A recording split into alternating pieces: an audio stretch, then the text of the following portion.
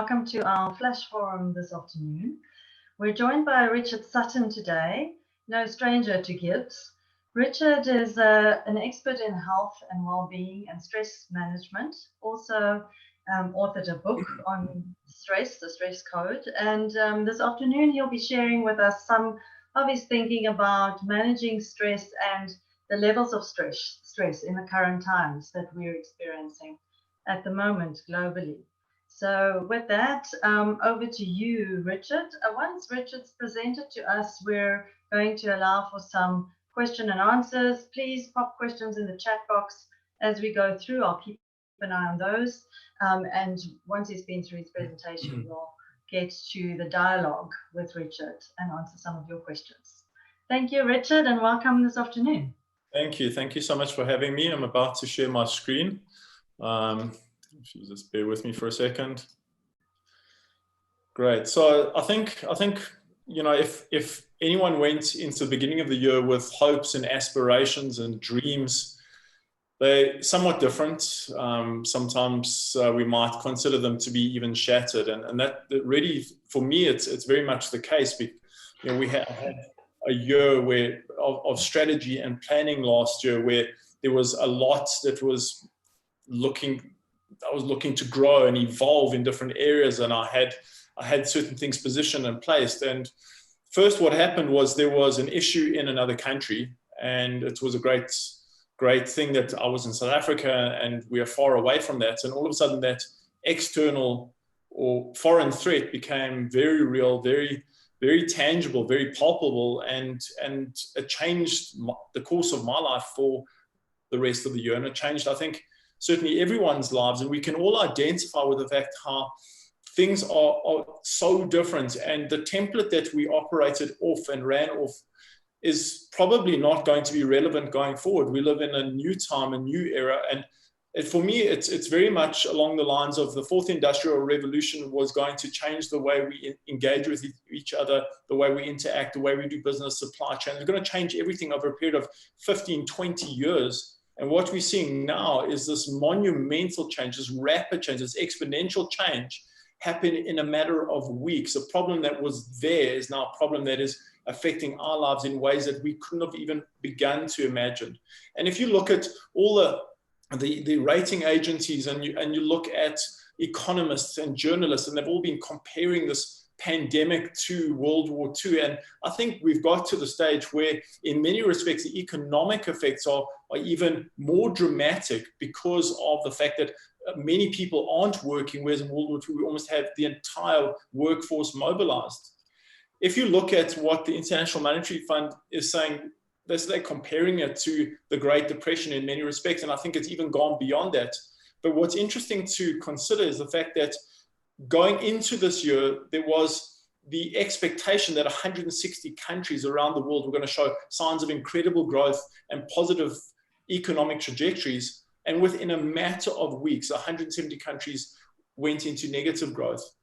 So this is just the scale, and it's really impacting all of our lives. But something that I came across a couple of days ago, from a week ago, it's the International Labour Organization, that is really concerning, and I think that we can feel it right now. I think we've got into that stage where things are far more material, things are much more tangible and palpable, is the fact that the International Labour Organization believes that almost half of the world's workforce may not be able to earn a living in the near future.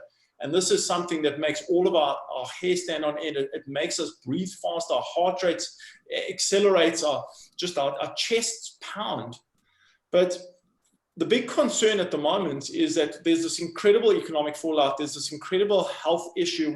We have these two converging epidemics, but it's not just from an economic standpoint and a health standpoint. There's actually two converging epidemics in the health space already. A couple of years ago, the World Health Organization cited stress as the health epidemic of the 21st century. The interesting thing is that we now have stress superimposed with the coronavirus. So when we get stressed, it lowers our immune function, and it's not a place or a state that we should be holding at. Lower immune function in an environment where our immunity is central to our ability to withstand and confront the challenges that we're facing. And the coronavirus then has its own effects, causing more stress, so lower stress, immune compromise, etc. This is just a cycle that is self-perpetuating, and there's actually a third pandemic that is likely to be born or arise from the situation, and that is the non-communicable diseases, the diseases that are related to stress, the diseases are related to lifestyle, but that's another conversation in itself.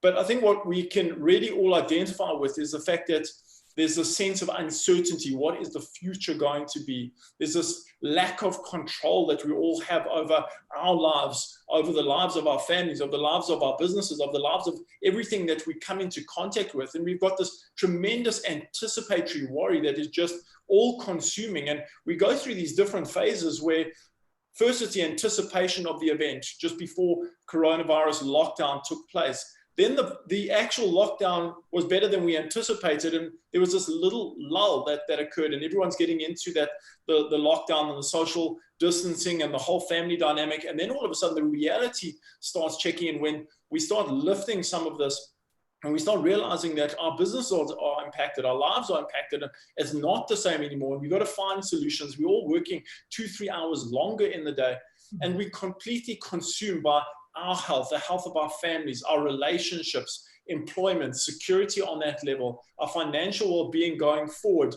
the economy, not just our economy, but the global economy and the future, basically. That is what is really all consuming and is driving us into the state of stress and anxiety. But unfortunately, this stress and anxiety has a price, because if you completely overwhelm the fear centers of the brain, you overwhelm the control centers of the brain in terms of our hormonal responses, we have these surges of adrenalines. We've got adrenaline and noradrenaline surging through our body every time we feel this wave of uncertainty, every time we feel this element of being out of control. And this is not a bad thing in the short term, but it has devastating effects in the long term. But this just sparks the next layer, the next generation of hormones, which is the cortisol. And for 15 to 18 minutes, you have another stress hormone take control over your system. Now, as I said, in the short term, it actually gives us the ability to cope. It helps us adapt. It helps us change. We're provided with more mental acuity. Our immune system is actually stronger in these moments. We've got more oxygen where we need it most, in the brain, in the heart, in the lungs. The areas that can create opportunity, that can create solutions for us in these times of uncertainty are all given the opportunity to upregulate, to take it to the next level. We also know that we are physically stronger, we have pain resistance, but the whole point of being stressed and this whole stress response is really to give us the energy to overcome whatever challenges we're confronted with. So in the short term, it is highly advantageous, and we need to identify with this advantage, and we need to connect to this advantage, because this is how we're going to get out of our challenges. Unfortunately, in the long term, if it's unregulated and uncontrolled and it's relentless, and this is where we're holding at the moment, it's been weeks and entering months of this state that we're under, it starts corrupting our system. It will affect our sleep. It will create cognitive decline. It will create depression, anxiety, physical pain. Our immune system, from going turbocharged and strong, will become compromised, jeopardized. Anything that's going around will catch. And if we are exposed to the virus, our immune responses will not be robust. We will not be able to cope as well as we could have before this whole stress onset. We also have this big factor of chronic diseases. Chronic diseases and non-communicable diseases, on the most part, are costing the world economy every single year $2.5 trillion. And stress amplifies this, and a lot of those diseases have their roots and origins in stress. And this is what's starting to become an undercurrent within ourselves, within our families. We can identify with not just one of these aspects on the screen, but multiple. This is the state that we've been driven into because our stress response, the response that was there to protect us, the response that was there to help us overcome challenges, has just been overactivated, overstimulated, to the point where what would help us survive, help us cope, is now responsible for a potential demise if we don't check in and do an intervention. Another issue that we're confronted with is that we assumed that this would be one of those scenarios that would just blow over like so many crises do. There's this hype and there's this media attention exposing the situation and exposing the challenges. And then all of a sudden what happens is they blow over and everything goes back to normal. And we assume this might be the case with the coronavirus, but it hasn't been. And the only time we're going to gain a degree of stability or control over this situation that we're confronted with is when there's either a cure or the vaccine is freely available. And this cannot happen, although there's 90 vaccines in trials at the moment. This can't happen for a period of at least 12 to 18 months. So in some way, shape, or form, our lives are not going to change that much to how they are today. And we have to come to that realization. And many of us have already come to that realization. And this is another source of stress, because repetitive activities is a major driver for the stress axis itself. Just doing the same thing over and over and over and over again is in itself a stress. And that was proven by the Whitehall studies some years ago. It was 28,000 people over a 40-year period looking at what causes stress in the first place. And that repetition is just such a strong driver.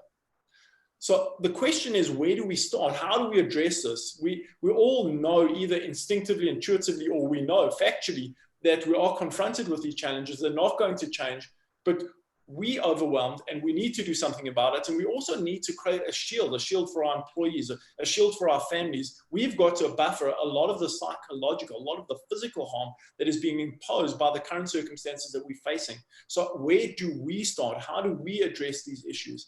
And I can assure you that it's not as simple as just eating a little bit better, taking a few supplements and exercising. It's far more complex than that. It's far bigger than that, because there's this collective. The world is stressed. Billions of people are stressed. It's not just a family. It's not just an individual. And we have to be strategic about it. And that's what I wanted to share with you today, is the strategy behind overcoming these very difficult and very hostile circumstances. For me, the strategy has to involve 5 parts. They're interconnected, and it's best that they're introduced in a phasic style, because it can be overwhelming. It really starts with mindset, then it moves to behavior, then it's the power and the knowledge to turn off stress at will. Then it's the rebuilding process. And what's underpinning all of this is the resilience model. And I'm going to expound on it and how we go about these processes.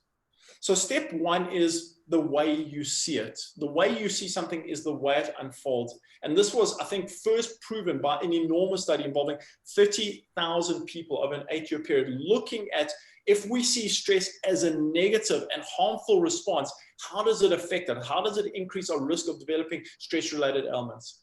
So what the researchers found is that if you see stress as a negative, that biological state that we're all consumed with, how does it affect our health in the long term? Well, the researchers found that it will increase our risk of developing a chronic disease by 43%. By contrast, if you see stress as a vehicle, when your heart pounds, when your palms hit, this is my body saying, I've got energy, I've got acuity, use it. Find solutions to your problem. How does it affect your health? Nominally. The research team found that it affected the health, to this degree, 3.5%. So if you see stress as a negative, it has a tremendous impact on your health. If you see stress as either indifferent as a process or as a positive, it has almost no biological influence. But to take it a step further, there was a team at Harvard that performed 3 studies looking at if you see stress as an advantage in a difficult situation. When I say stress, the stress response. We can't control the circumstances that we're confronted with, but we can control the way we see it. And what this Harvard team was looking at was, if you do control that, what happens to you?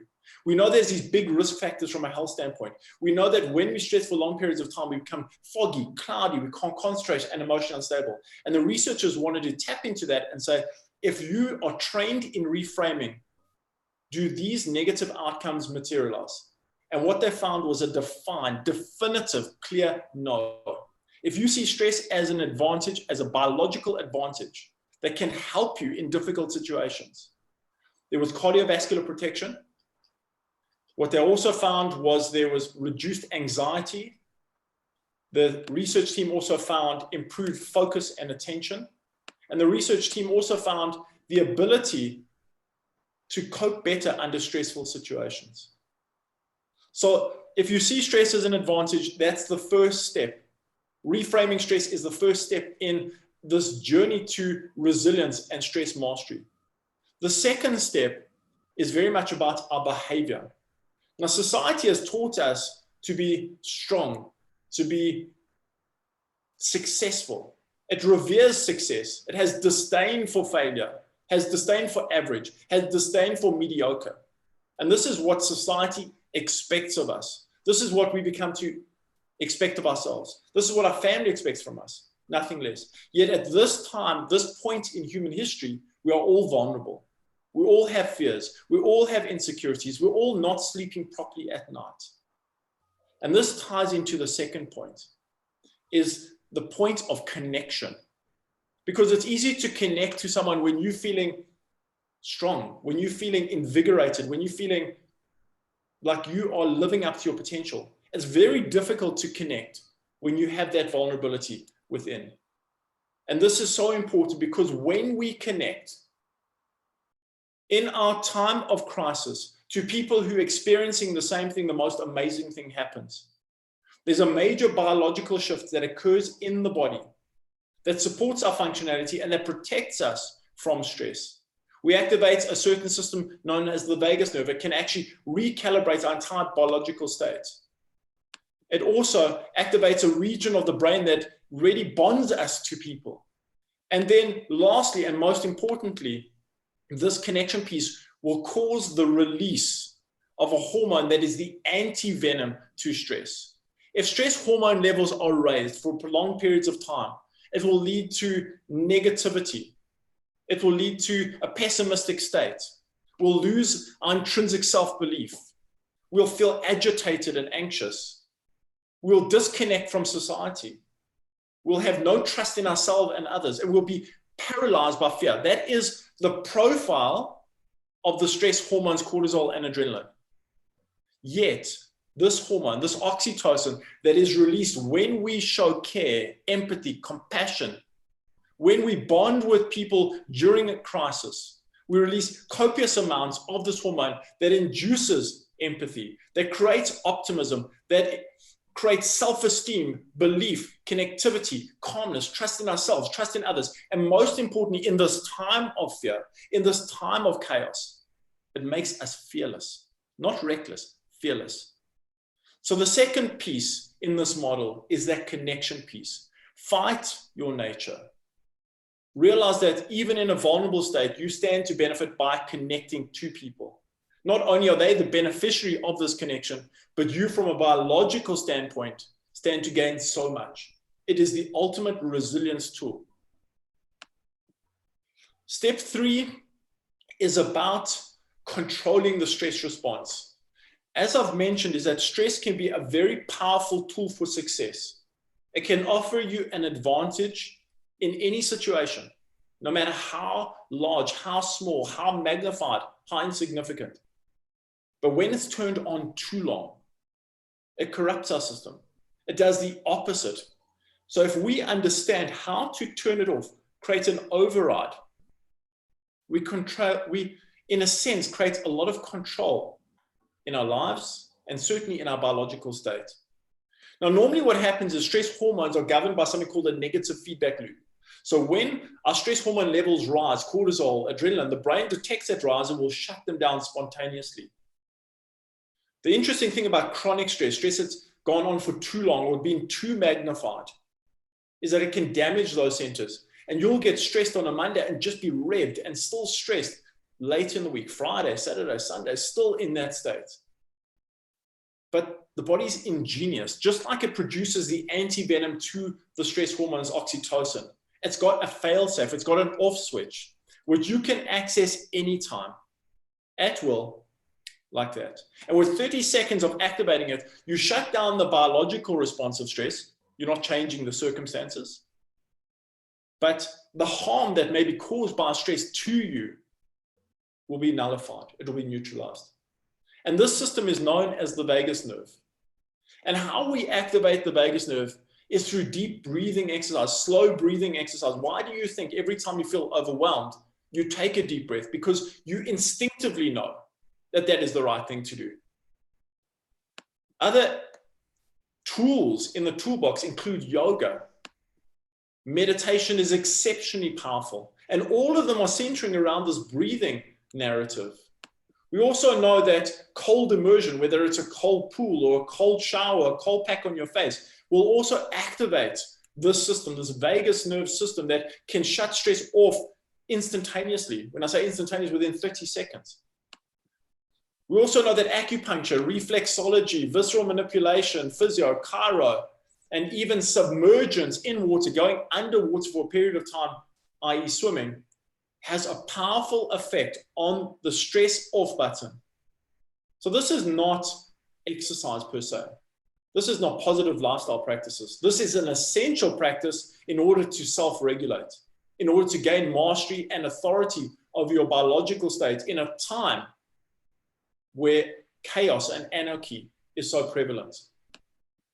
The fourth step is the rebuilding and repair process, where stress affects us and has its detrimental effects on our physical structure, on our biological state, on our emotional state, on our mental acuity, is not in the crisis, but rather following the crisis. The reason for this is that the stress hormones create a reduction or a shutdown or an ineffective utilization of key neurochemicals like serotonin, dopamine, norepinephrine. It also affects things like growth hormone, which keep the body strong and intact and youthful. So this is the long-term effects of the stress hormones. And what we have to do is we have to counterweight that. We have to choose activities that can increase our serotonin, increase our dopamine, increase our brain-derived neurotrophic factor, which is another major molecule that augments potential, increase our growth hormone. We need to shift our biological state into one of repair, regeneration, and growth. And this is the point where diet is unparalleled. This is the point where exercise is essential. This is the point where nutritional supplements can change the landscape. This is the point where exposing oneself to sunlight and making sure our genetic material is optimized can be extremely valuable. This is the point where nature can recalibrate us. So in step 4, it is essential to have these good routines, to exercise regularly, to eat the right foods, to take nutritional supplements, and to spend whatever time you can in nature. Capitalize on this window of 6 to 9 in the morning. Which brings me to the final step. And the final step is agility, resilience, adaptability, the ability to change, the ability to see that everything that was is no longer. Create a new template. If we are not adaptable, we cannot thrive. The problem is that not everyone is adaptable. Adaptability comes about through very difficult historic lifestyle or life experiences. Or it can be taught, or it's genetically inherited. So some of us are intrinsically or through life experiences more suited to change, more suited to being agile, more suited to wiping the slate and starting afresh. But however you see it, whether it's intrinsic or whether you have to learn it, it is a central feature going forward. It is something, it is the very essence of success. The more agile you are, the more adaptable you are, the more you can capitalize on the opportunities that will exist in the future. In order to augment resilience, adaptability is front and center. It's the first piece, but it's one of many mental states or mind states. You have to be able to set goals, short-term goals, medium-term goals, long-term goals, and try and stick to those as much as you can. The longer-term goals are a little bit harder at this particular point in time, but setting goals helps with this resilience piece. Be persistent. A lot of people don't like to fail. A lot of people fear failure. This is not the time to fear failure. This is the time to embrace failure, because success has its roots in failure. And there's no person who's achieved great things that hasn't failed countless times. And this is a time that you have to be prepared to fall. Be ready to pick yourself up. Be ready to try a new strategy. But that persistence element, that grit element is essential. The adaptability element is essential. And to just have these small goals the whole time and drive this home is essential. But at the same time, we have to gain mastery over our emotional set, because this could be our downfall. Quarantine, social distancing is associated with emotional instability for a variety of different reasons. But if we gain mastery over our emotional set, we gain mastery over our lives. And this is the time to really regulate yourself. Take a moment not to have an outburst. Use your mind, use your intellect. Don't be governed by these responses, these spontaneous responses that at this time, at this point, are so easy for us. That emotional mastery is central to resilience. Health is the foundation for success in any endeavor. This is the time to put all those pieces together. The vagal stimulators, the meditation, the yoga, the breathing exercises, the exercise, the diet, the supplementation. This is the time to put them all together. Why? Because they create the ultimate resilience model combined with the shift in mindset. And then on top of that, we bring in point number 2, which is support. The more we feel connected, the stronger we are. The more united we are, the stronger we are. We have to build these connections. We have to build a support base. This is the time to be adaptable, to set the goals, to be persistent, to be emotionally stable, to focus as much as we can on our health and keep the support system and support infrastructure as intact as we possibly can. Not just keep it intact, but actually grow it, develop it. This is that time. And where I'd like to land with the formal presentation is just the action steps. Go over it one, just from a broader perspective. So what we have is a very difficult time in human history, one of the most difficult times ever. The whole world is impacted, billions of people are impacted. We are all stressed, we're all vulnerable. But from a biological standpoint, stress has always been the reason we have survived difficult situations and overcome the major obstacles that humanity has faced. Stress can be an advantage, don't fear it. During this time, it's important to create those meaningful connections. Not just connections, but meaningful connections. Develop your relationships. These relationships will help you, not only on a biological level, but it will help you in terms of growth and innovation in the future. Also, during this time, we must gain a sense of control. In a period of anarchy, in a period of uncertainty, we have certain authorities, and that is authority over our stress responses. When we don't need it, when we don't need to be hypervigilant, turn it off. And we can turn it off by engaging in those activities that I mentioned, the yoga, the deep breathing exercises, the cold immersion, the swims, if we have that luxury. At this time, we also have to make health our priority. We have to rebuild and repair constantly. The stress is not going to be removed for some time, which means that we have to make sure that this biological balance, this biological integrity that is so important for us going forward is maintained and sustained. And then lastly, on a daily basis, remind yourself to be adaptable. Train yourself to be adaptable. Be agile. Be flexible, create new templates, but most of all, be persistent. Thank you. Thanks, Richard. And sure, I'm struck by how stress is this both and. It can be, if it's persistent like it is at the moment, it can be quite debilitating. And then if we change sort of our mindset and we maybe use it to our advantage, it can be such a powerful strength that we can leverage. So that's sort of an interesting concept for me. And I know when I heard you speak last year at GIBS, you were talking about how short bursts of stress can be so good for us. I suppose at the moment, with it sort of consuming us, it makes that a little bit harder. And the practical tools that you shared, I think, can be very useful for people. And then, of course, this whole sort of sense of a loss of control in the world that we're in. And some of the things that come to mind that we've also kind of lost with the control is, for some people, a loss of competence, because now suddenly there's all this technology that needs to be used as they're working. There's a loss of choice. There's a loss of connection. So you were talking there about meaningful connections, and I'm going to start sort of a question around that, and I'm going to invite our audience to please post some questions in the chat box. Then I will pose those to Richard. But in terms of the meaningful connections, with some people being quite isolated, living on their own, others are more sort of lucky with maybe a house full of a bigger family. But have you got any sort of views or ideas or advice around how to, in this time of being sort of in isolation, we can hone those connections?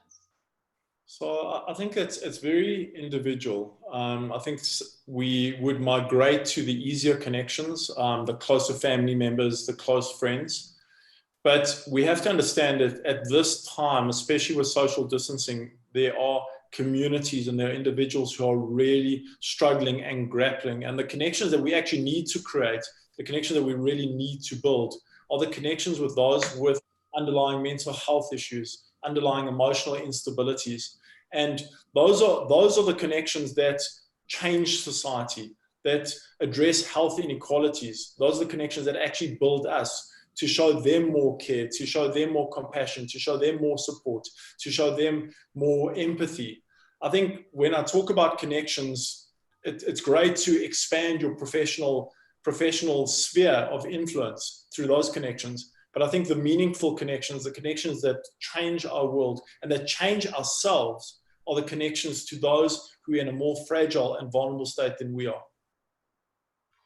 And I suppose also what you're talking about there is that when we do reach out and we're kind of making a difference out there, it can also alleviate our stress levels. Am I right?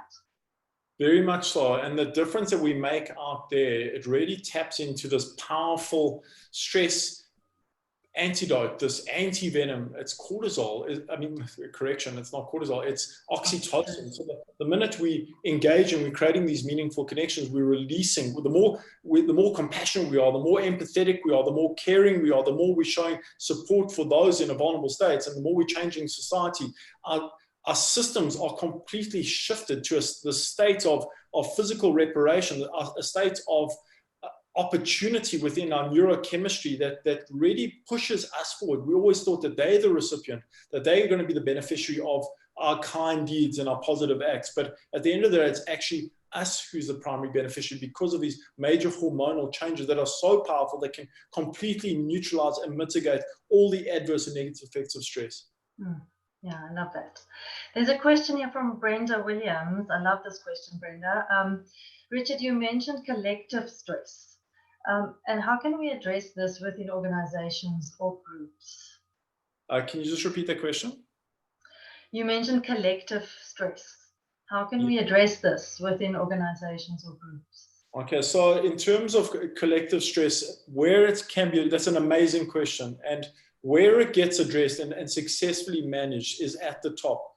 So from a leadership standpoint, if the leaders acting as a buffer, or the management teams are acting as a buffering agent. So we know we've identified 12 different major stresses that exist within the workplace. Most of those stresses can be alleviated by management and leadership and policies and pulse checking. So in terms of organizational stress and collective stress, the first step in the process is to get management to create a shielding or a buffering of the unnecessary stresses that take place in a work environment. The necessary stresses are generally the high demands, long working hours, because that's the performance metric. But outside of that, where it's the lack of support, injustices, lack of fairness, effort-reward imbalances, those type of stresses that can be dramatically alleviated at this particular point in time. So it's a leadership opportunity in a way. It's an incredible leadership opportunity. Thanks for that question, Brenda. And also makes me think now, you were talking about how people are sort of working 3 hours more, or just longer hours. So yes, no more commuting, but long days in front of their computers. And I've heard that a lot from some of my coaching clients, that they're kind of on 24/7. I've recently also done some work with a company in Cape Town who are actually starting to be a little bit concerned about potential burnout because their productivity levels have gone up so much, which is good for the business, but can have kind of a backlash if there's burnout. Any thoughts around that and this kind of sense that I'm getting, that people feel they have to be very productive in this time? So I think there's a couple of things, a couple of points to talk to there. The first is that with this change in the relationship between ourselves and work, the fact that we're not having these direct engagements, it's all through digital platforms. There has been, certainly at the outset of the quarantines and the outset of the social distancing process, there's been an increase in the number of check-ins and meetings. So a lot of people have been all consumed by these regular meetings and regular updates and regular check-ins that have been necessary in the beginning, but unfortunately there's almost a counterweight to that. And the counterweight is that if you're in a meeting all day, or a series of meetings all day, and they're protracted meetings, what's going to happen is that you haven't done your work, and you're going to have to find time later in the day to do your work. So I think some of the drain and some of the burden is lengthy meetings or unnecessary meetings that have transpired because of this recalibration process. You talk about burnout, the burnout metrics, you combine long working hours and high demands, which is exactly what we have at this particular point in time because of certain organizational shifts or certain communication shifts. That is the burnout formula. And burnout, we often think that burnout is a matter of just feeling fatigued. Burnout, the first sign of burnout is not fatigue. The first sign of burnout is actually emotional instability. So we start feeling a little bit unsettled. The second sign of burnout is a depersonalization, where we almost feel, we don't feel present in our own lives. And then the wave comes, and then you start feeling that you're inadequate, you're not great, you're not good at what you do, you're not successful, your self-esteem goes. That's the third phase of burnout before the physical signs come in, where you're feeling exhausted, you can't get out of bed. And what causes this fundamentally is the combination of high demands and long working hours. The high demands have come because everyone is scrambling for solutions. Everyone is looking for the next opportunity. There's a hypervigilance that has found its way into the professional environment, and rightly so. This is how we are going to become a new version of ourselves, a better version of ourselves as a business or as an individual.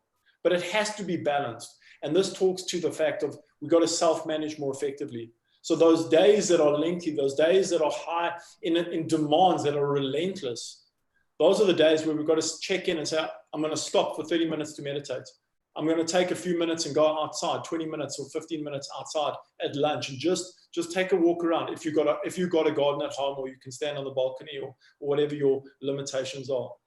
So these are the times where we've got to take a tremendous amount of self-care. As a leadership piece, these are the times where lengthy meetings that don't have to be lengthy must be cut. Let people work, let people find solutions. Meetings that have too many people in them also should be reduced somewhat. If you have meetings that are completely unnecessary, don't have them. That's not meaningful connection. That's connection without meaning. I mean, connection without meaning is just detracting from productivity. I think everyone wants to be productive. I think everyone wants to find a solution. I think everyone wants to innovate and grow and provide a new offering in this time that we're forced to. Yeah, and it reminds me, I was talking to a colleague friend recently, and so now we're getting used to things like essential workers that can kind of do the traveling, and we can go out for essentials to eat and those kinds of products. But in a way, we also need to think in the workplace, what are those essentials that we really need to do? So we have some of those boundaries that you're talking about, and also for ourselves, what is really essential to me to still be the best that I can be in my workplace, for my family, and be a little bit more discerning maybe in how we sort of choose our activities or schedule our days. And I think that's happening organically. I think we're starting to become more familiar. We are so adaptable intrinsically. We are. We can change, we can adapt to almost any circumstance. So now that we've moved to these platforms, the Zoom platforms, all the technology platforms, now that we've moved here and we got comfortable in the space, we're starting to recalibrate our days, realize that we don't have to have 1,000 check-ins and meetings that are extremely long and unnecessary agendas. We don't have to have every single person on the meeting. Now that we kind of have got the lay of the land, so to speak, it's taken a little bit of weight off us. But in order to feel that your day has been meaningful, you have to achieve something. You have to feel like you've achieved something. And it's so difficult because what we used to do is maybe not what we need to do going forward. And that sense of achievement is keeping us at our desks longer. So here we are being driven into these protracted days, protracted hours, just trying to replicate experiences that happened and we could identify with a couple of months ago that we can't really feel and understand at this point in time. And those days where you feel, oh, I've achieved this, I've done this, I feel, those are the days you can close your computer and you can relax. But the days where you haven't felt the sense of accomplishment, and that also ties into that personal space. If you haven't done something for yourself on any given day, that sense of accomplishment is lost. Whether it's evolving academically, educationally, on a skills level, spiritually, physically, there has to be this time, whether it's 10 minutes or an hour of personal development to create that sense of accomplishment, just to give you that respite, just to have an off switch in terms of your psychological state for the day. So also an opportunity in a way, I guess, to reevaluate our routines and rhythms to make sure that we can have time for those things that are important to have a meaningful day. Exactly. I see there's another question here from Brendan, who's first thanking you for great info, Richard. And Brendan says that he's worked hard in the past to keep a barrier between work and home life. Now they've merged to a degree, obviously. And what are some of your top tips for creating a stress-free home during this work from home time? Well, I mean, that's another amazing question. And I think we have to understand the time that we're living in. We can't delineate as well as we used to, and we shouldn't.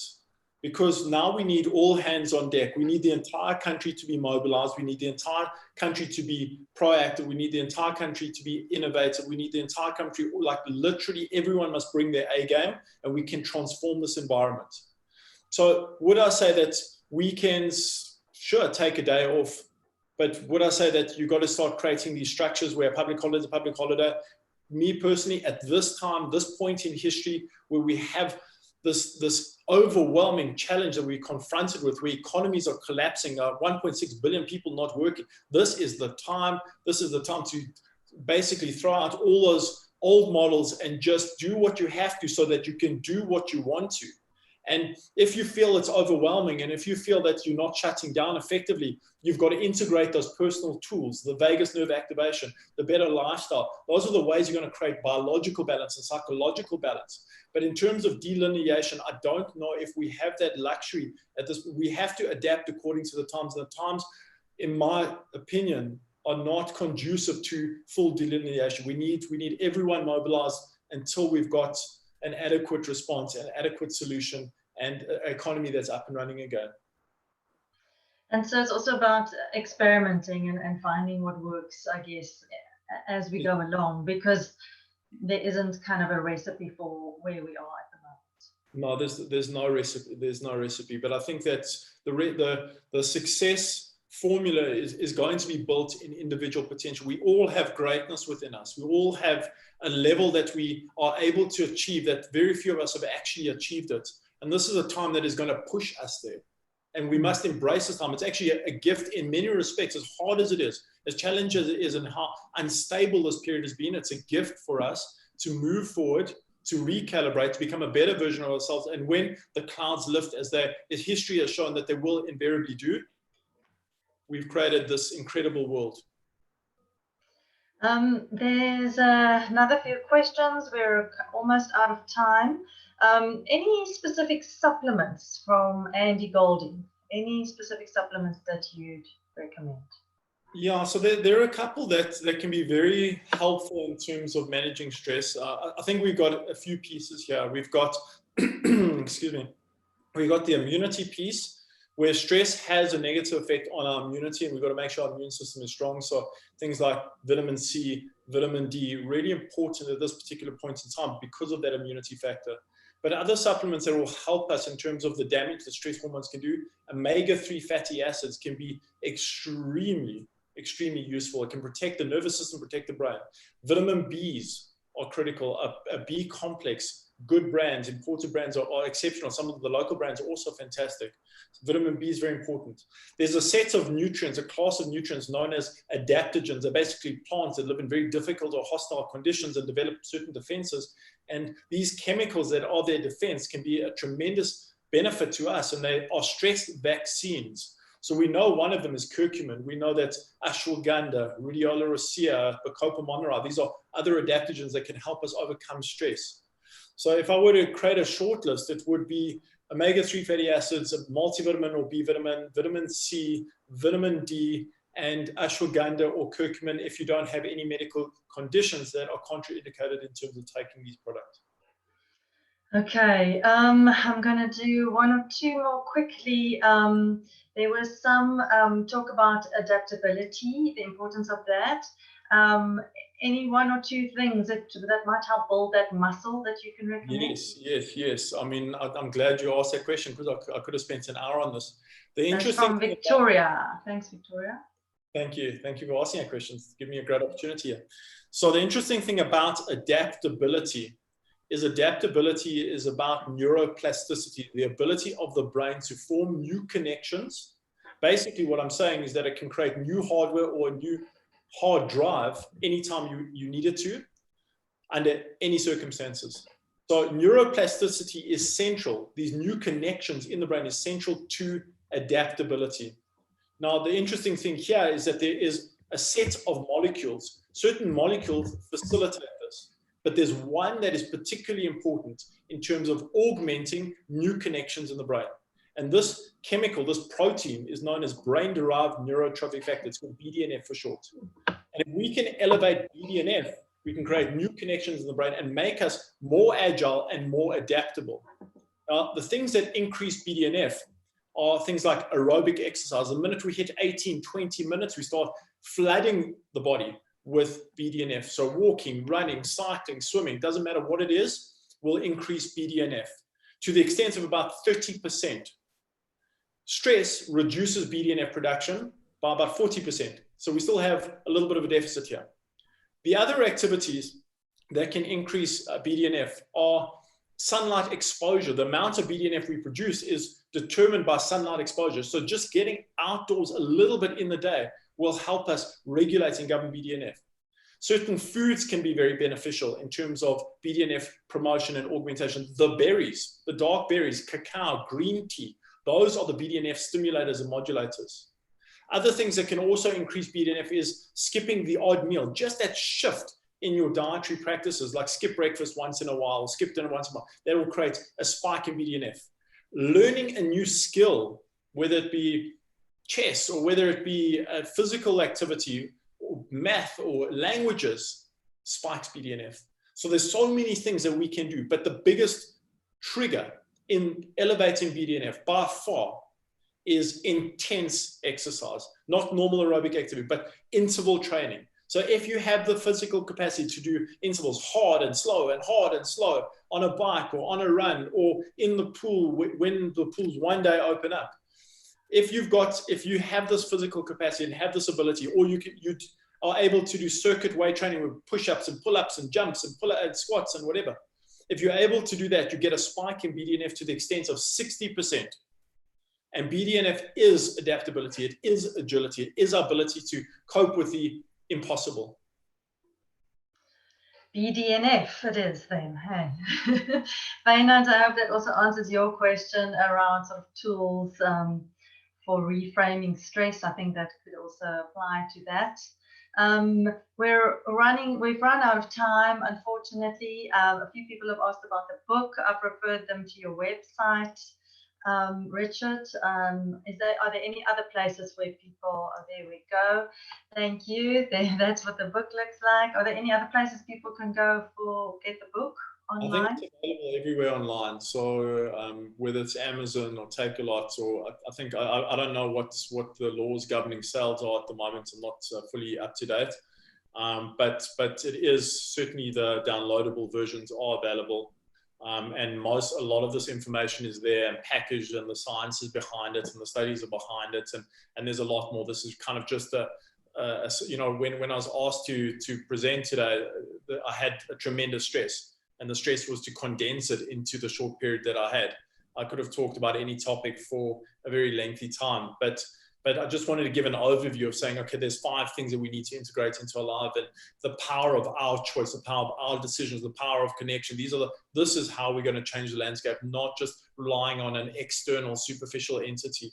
So, and the book really covers this in great detail, and so that's. Thank you. Where else can people follow you, Richard? I'm not very social media active. Just on Instagram. That's one of the platforms that I use, but at Sutton Health. But yeah, social media and these platforms are. It's not. I completely subscribe and buy into it and see the value of it. The only challenge I have is time, and it does take a little bit of time to commit to content. So. Yeah. Okay, thanks. But the website I put on the chat there for people to go and have a look. They can find the book.